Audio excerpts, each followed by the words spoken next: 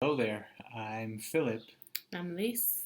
and we're going to be talking today about our journey into parenting. Or the things no one tell you about parenting. Things no one tells you about being a parent. Yeah, so just to give a little context for those of you who don't know us, we both facilitate the practice of circling and surrendered leadership, which are relational meditation practices. We've been doing that for about 3.5 years now. And for the last year and a half, we've had a beautiful baby boy, Mhm. Alexander. We live in Mexico. Yeah, and so we, well, where can we start? Exactly where. Well, first of all, I think, yeah, like I wanna know, cause yeah, we talk a lot, you and I, but like I've never really, like I want to know how your experience has been from like knowing that hey, you're gonna have a baby and like we didn't plan for it. It just came. Mm-hmm. He just came. And then like from that moment it's been a whole journey. And even before, because I Yeah. remember people telling us like that's like we were feeling really ambivalent. We didn't know if we wanted a kid or not really, Mm-hmm. but people is always telling me like was always telling me like this is the best thing ever, like you have to get you have to have a kid.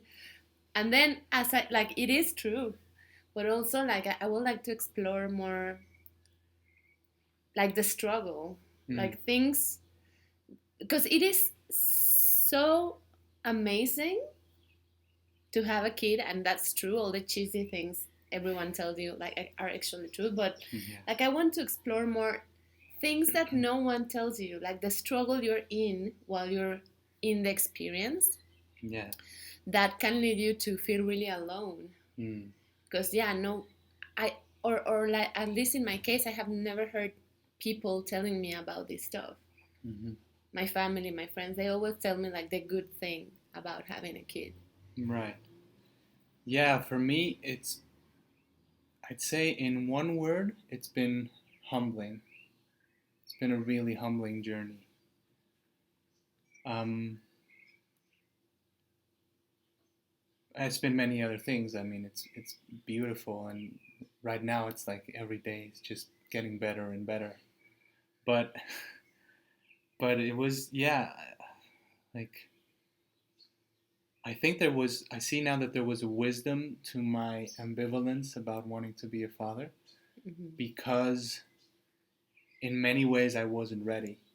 And I don't know if anyone's ever ready, like they say, but I particularly like I it's interesting because in some ways like I thought that I was quite like developed. You know, I'd done over a decade of intensive spiritual practices and was very interested in adult development and like very interested in psychology and philosophy, and so considered myself like, oh, like a pretty wise human being, or at least for my age. And then and it's like all of that went out the window. Mm. Not in the first moment of like becoming a father. Like it was kind of it was a little surreal at first. Like didn't quite know what was happening. It didn't feel fully real.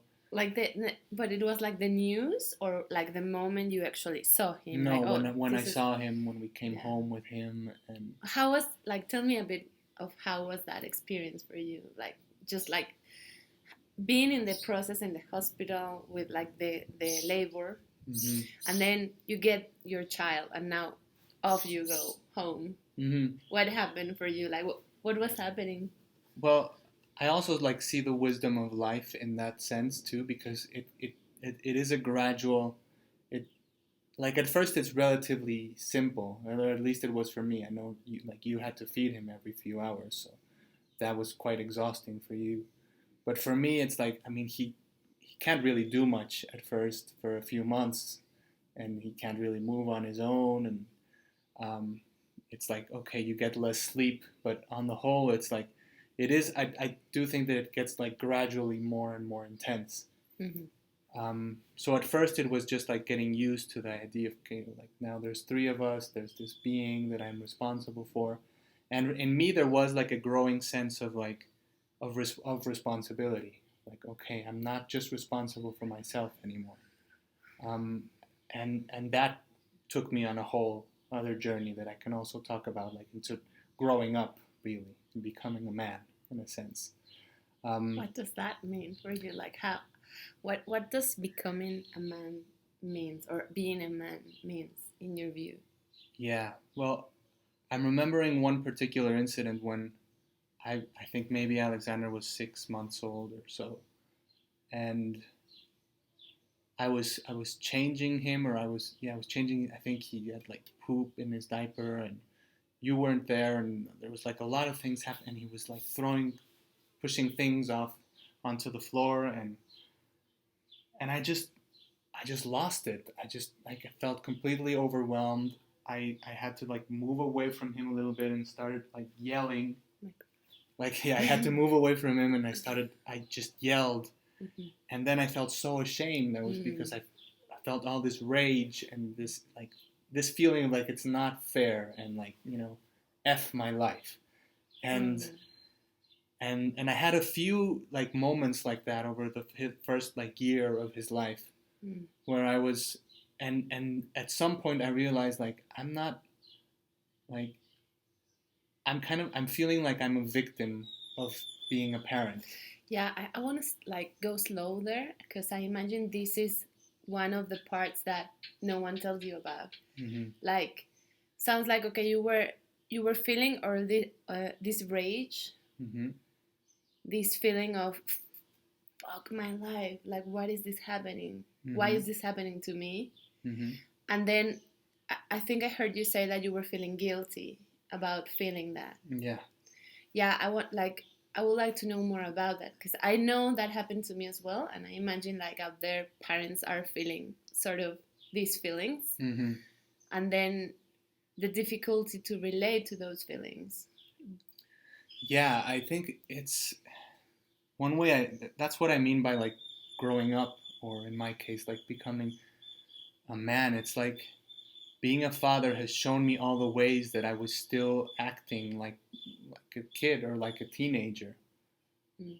like feeling like life is supposed to be the way I want it to be all the time, and this feeling of like if things don't go exactly the way I want them, like it's not fair, Mm. and that was just part of how I was in life, and so I didn't really see it because it was just part of what like how I was. But now that you see it, because when I hear you telling us about it, I can't tell if there's a slight connotation of that's wrong to feel or not. Like I wonder now that you're seeing it a bit farther away, and it's like, oh, I was feeling this. Mm-hmm. Like, are you relating to it in a way that, oh, I shouldn't have felt that, or like it's just there and Um, well, I mean, it's it already happened, right? So I can't change it. mm-hmm. But there, I do have. I don't know if it's like I shouldn't feel that. But I do feel like there is a more mature way to be in life, and being a father has led me to that. There is a sense of like I don't know. I don't know if it's exactly like a judgment, but there is. I do have this like voice in me that says like just grow up, buddy. You know, you're Mm-hmm. 36 years old. You're not a child. You're not a teenager anymore. And like there's those the child and the teenager are still here. They're still in me, and of course I don't want to lose contact with like my childish wonder and joy. I don't Mm-hmm. think I will. But there are aspects of like behaving like a child when you're a grown adult that I do have something like contempt for that Mm-hmm. because and I'm like I think there is a distinction for me. Like if I don't have kids, I can just go to a certain extent. I don't think that you can do that in that sense either. But it's easier to go through life as like, well, I'm not really responsible. But when you have a child, it's like you need to like grow the hell up. That's how I feel. So in a way, that experience is allowing you to get in touch to the part of you that needed to grow up but didn't know, Mm-hmm. and then the part of you that was not growing up Mm-hmm. and felt pain about it. Right. Yeah, and I think what I'm getting clearer on now, because I noticed that I'm feeling right now a little bit of like fear that I'm not that I'm coming across as like being judgmental to these parts of me, and that's what I'm kind of hearing in your questions, maybe a little bit. Mm-hmm. But I think that I'm just thinking of the distinction of like between what's sometimes called feminine compassion and masculine compassion. Mm-hmm. Feminine compassion is just like holding and loving and like unconditional love. Mm-hmm. And masculine compassion is more like the sword, like cutting through the lies, Mm. or like seeing clearly. And I think that I needed, like in retrospect, I see that I needed to give myself a lot more masculine compassion in terms of becoming a father. And it's shown up all over in my life, and like also like after many years of basically either working in the music business and you know making a decent living but not being really successful, and then like now working with circling and like also like getting by but not really. There was a moment also where I had to go like, okay, I need to get a real job and make some real money to be able to support my family. And that was also a process of like, okay, it's time to stop being a teenager. Mm. Start being a man at 36 years old. So what I'm hearing is that, yeah, because yeah, you're right. Because when I hear that parts of you, it's like I don't want to make them wrong. Mm-hmm. Because I imagine, or no, I don't imagine. I know, having felt them myself, that well, it's not like it's natural to feel that. What are you Like, referring to? What like, part? like this childish part that feels like, oh, this is unfair. Like, Mm. why is this happening to me? And I feel like resentment and anger, Mm-hmm. and then guilt about it. It's Yeah. like a part of me is like, I don't want to make those parts of me wrong, Mm-hmm. because I see how they have a reason to be there, but at the Mm-hmm. same time when I hear it, it's like, but yeah, like there's like let's like cut through this and get to the other side, because there is a child here, and we, like, I am responsible for him and I want to give him the best Mm-hmm. of me. Right. So if I dwell in this feeling of injustice, I won't Mm-hmm. be able to really be present for him and give him what he needs. Right. Yeah, it's like like resentment. I've been contemplating resentment a lot Mm. lately. Like the resentment in me, and then also like experiencing resentment from other people, even like towards the company we work for, or even towards us directly. And I just, I think it's super toxic resentment. Like I get where it comes from, but when or like I see it in me, like when I allow it to just be there, Mm-hmm. and especially like feeling resentment towards my 1 year old Mm-hmm. baby. It's like when I just kind of move back a little and look at it, it's like, what? Like what is that? And again, it's like, yeah, okay, it's finding this balance where, okay, I'm not like making myself wrong for feeling that, but I'm also like, come on, man, like what's going on? So Like, like is more this, like an invitation to look into it deeper. yeah, and like, Right. is this the way that I want to go about relating to life?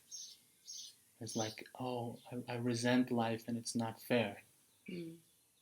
I, I, I, I realize more and more that I just don't, Mm. and that there are other options. So you will say that in a sense that is what becoming a man has meant to you? Like looking into those parts of you and then like somehow integrating them and transcending them? I think so. Yeah. It's like well, I'm noticing right now my mind is kind of going blank. So I think I'm just gonna wait. Maybe you want to say something about your own journey. Oh, I would like to make a whole other video about my journey because Okay. it's quite different. But Right. like right now, I feel like I want to be with you in this, like noticing what is Hmm. like, what, how is it for you to be a father? Right now, it's.